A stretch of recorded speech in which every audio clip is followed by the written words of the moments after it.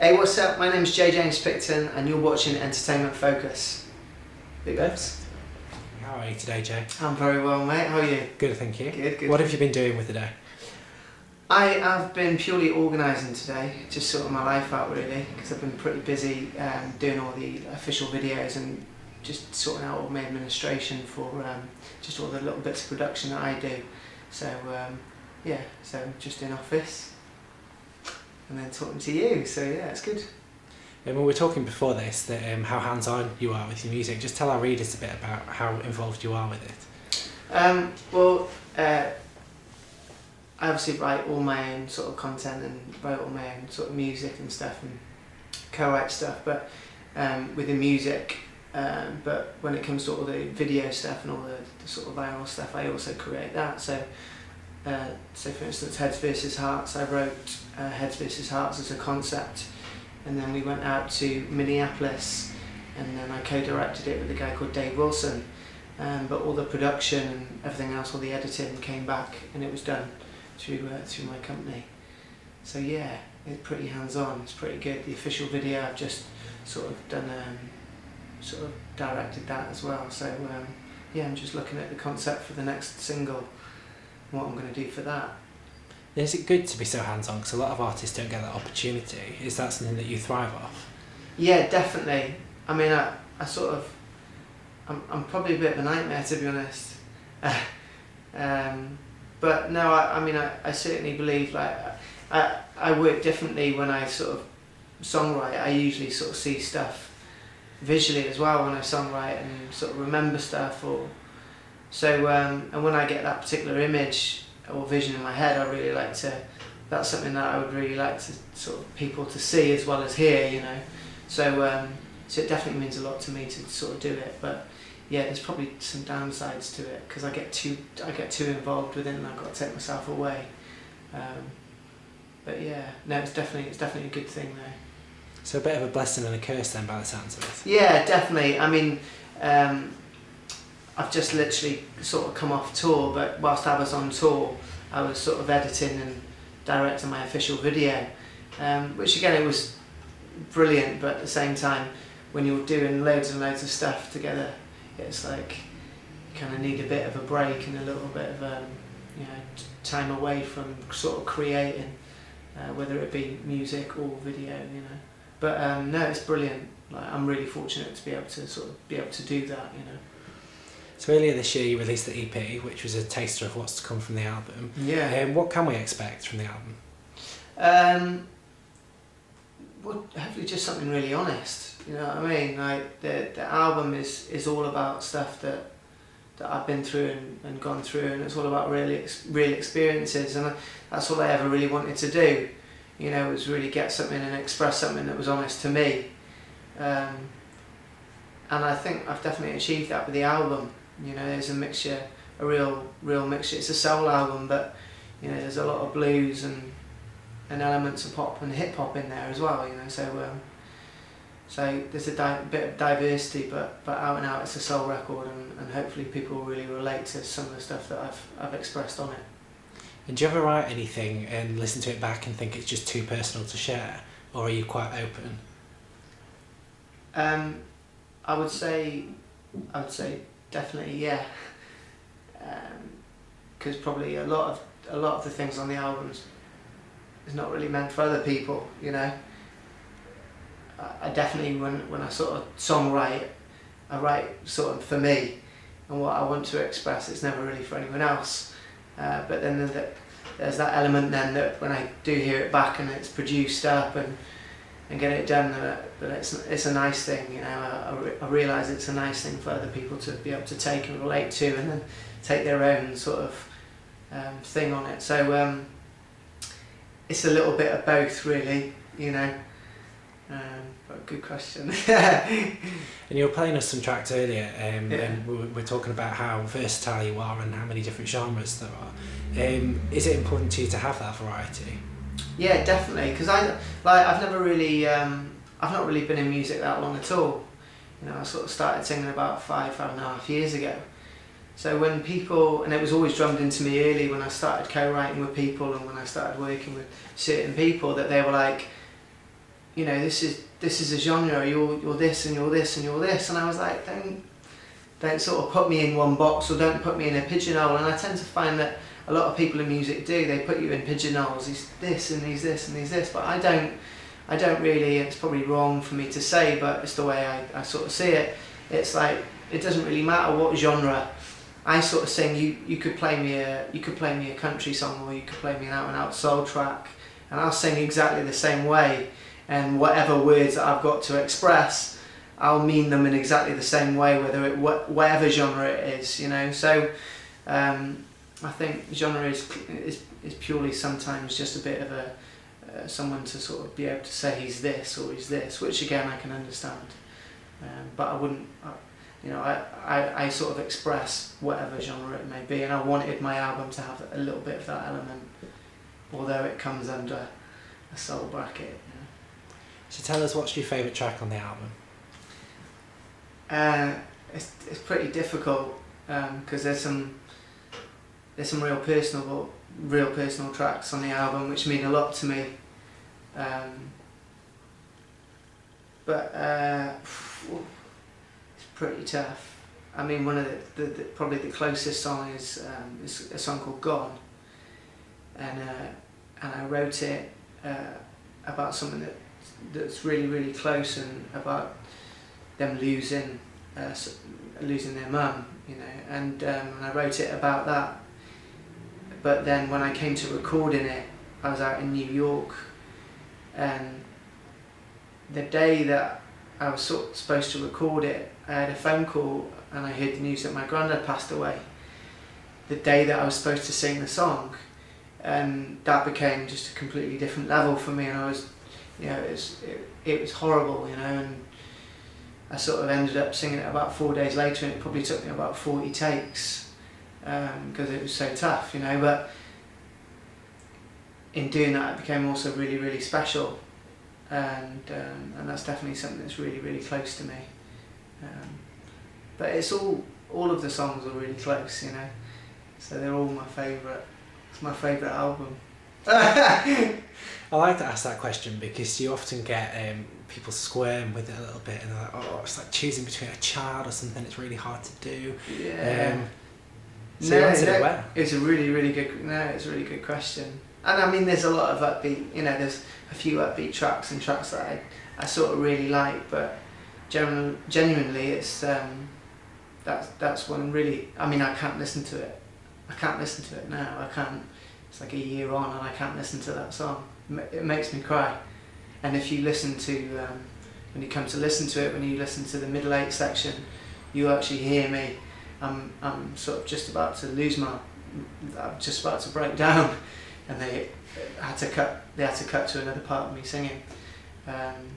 So that's something that really means a lot. You know, my granddad there, he's sort of a big influence on me. You know, so that's definitely. It's really nice that I sort of got it in an album, and the way that it happened. So yeah, that's the song. So you've got a single coming out in a couple of months. Yeah. Tell us about that. What can we expect? Well, it's actually online. Play It by Heart. It's the first single, and it's out. It's out, available to buy already. It's through the Play It by Heart EP, and generally it's the name of the album as well. And it felt really right that that'd be the first single and the first thing that people pretty much hear, because that's the way I am, you know. Like in everything, I sort of wear my heart on my sleeve, and it also relates directly to what's happened, you know, what I've expressed a lot through the album, and the relationship, and old relationship that I went through. So with that respect, and in the respect that that's the way I am, that seemed right as the first song. Yeah. And you've worked with some amazing people, haven't you, on the album? You've got John Legend on there. What was that like? Yeah, no, it's really great. I mean, the whole experience in recording the album was definitely it's definitely been a really, really great experience. I mean, Booker T, that was probably one of the most special, and was the highlight of the album for me. You know, working with him, because he's he's not just a legend within the soul world and the music world, but he's really a special guy, really a special human. You know, when I was writing with him, it was just an incredible experience, because it was just the music. That was the only thing that was important. And I tend to talk a lot in these interviews, but one thing that I'd say is when you write your album and you write material, you go through a long process, and you tend to get drawn into this production process, which is just like writing songs every single day, and then thinking that shit, I've got to hit my chorus within the first minute. I've got to do this and I've got to do that, and I hate that, and I've always hated that element of it. So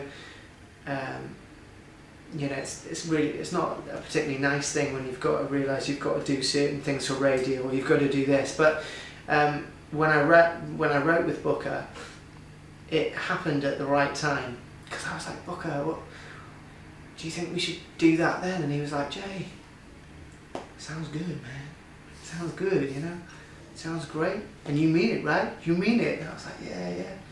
So that's the way it should be. And it was a real refreshing thing to think, do you know what? It doesn't need to be like that. And it really sort of reinforced my own beliefs, you know. So yeah, it was definitely the band on the album and the people who recorded. I was really fortunate to have them, and yeah, it was good, really great. So you've recently come off tour with Rebecca Ferguson. What was that experience like?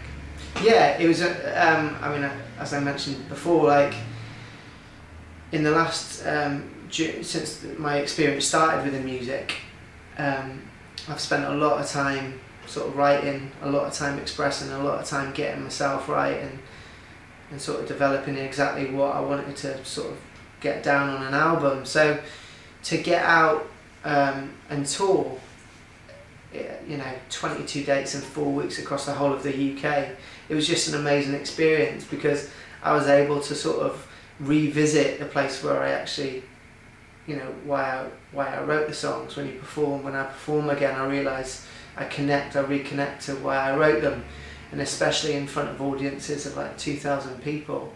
I mean, it can be like from 5 to 2,000 people, it doesn't matter, but the thing was, I was able to really get out there and perform and do that. So it was an amazing experience, and to meet so many people who felt a real connection to my music was a real special thing, you know, and really exciting. It's really got me excited for the future. I can't wait to get out and gig now. And when will you be gigging next? Have you got anything planned? Yeah, well, actually, my agent's putting a good live plan together now, so I'm hoping to hear next week exactly what, for the rest of the year, what's going to happen, what's going to go on. So I'm definitely eager to get out amongst it now. But yeah. Something we have noticed about you is you are an active tweeter, which is something we like, because we are active tweeters. Yeah. How do you find Twitter? Yeah, I mean, I probably tweet too much shit, to be honest. But yeah, I think Twitter's great, because it just gives you a direct output. You know, whatever you think to say, you can just tweet it, and there's no if people sort of read something that's not correct, then you can just put shit straight, you know. And it gives you that direct link with people, which is really great. And the most important thing, you can do everything. You can do everything, and you get lost in all the bullshit around creating music, creating an album. But actually what's really important is, firstly, that when you've expressed it and you've got right what you wanted to say, and then secondly, what other people think of it and what they take from it. So it cuts out all of the other bullshit. And on Twitter, when you can get that direct thing and that direct feedback from people, that's fucking amazing, you know, that's really great. So Twitter and Facebook, you know, they're both really, really great things. What's the weirdest thing you've been tweeted then? You can leave our tweets out, because I'm sure it's something weird. But oh hell, you put me under pressure. I don't really know, God, I don't really know. I can't think of anything. Weird tweets. I don't know, I don't really get many weird tweets. I get random tweets, but Yeah, no, I can't really answer that question. You've stumped me. Absolutely stumped me. But I should let you have a look on our Twitter feed sometimes, so you get some very odd things. Oh, really? Anything from, we think that you guys should be on Strictly Come Dancing next year, right through to, can we come on tour with you? Brilliant. So what do you hope, with your music, with the album, with the rest of the year, what's the one thing that you want people to take away from what you do? You're full of them, aren't you? Full of good questions. I